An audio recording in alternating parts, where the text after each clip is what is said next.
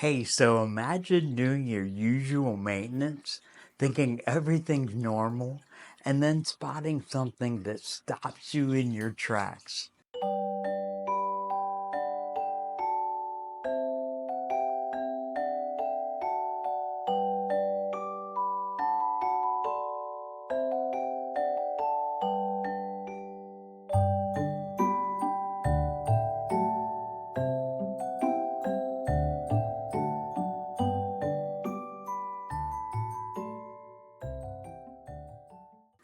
This wasn't just a regular day. I found new residents in my tank, and I didn't even know they were coming. So, picture this. I'm going through my routine, feeding the fish, checking the filters, making sure everything's running smoothly. It's just another day in the life of an aquarist, right?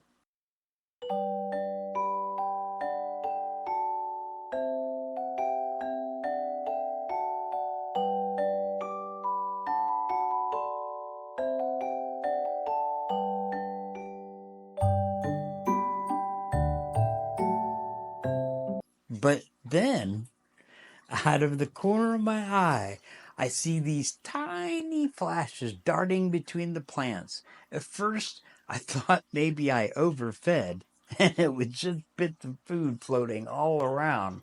But no, these were moving in a way that only one thing does: baby fish. So, how did I end up with baby Neolamprologus Caudopunctatus? Was it an accidental breeding? Were they hiding this whole time? Was it playing Barry White? Just kidding. Or did I knowingly set up the perfect condition for them to breed? That last one's got me thinking. Because if you're anything like me, you know how delicate cichlids can be with their breeding environments. So let's break this down. Neolamprologus Caudopunctatus, also known as the pearly ocellatus for those iridescent spots on their fins, are shell dwellers from Lake Tanganyika. They're not exactly shy, but breeding them can be a hit or miss unless everything's just right. We're talking water parameters, hiding spots, tank mates, even the lighting. So, first thing I did was check my water parameters: pH, temperature, a steady 80 degrees Fahrenheit, hardness, right in the sweet spot. But here's the thing: I hadn't changed anything drastically. This tank was stable for months. Then it hit me: the aquascape. I had recently structured some of the rocks, added a few new shells, and adjusted the substrate to give a more natural feel.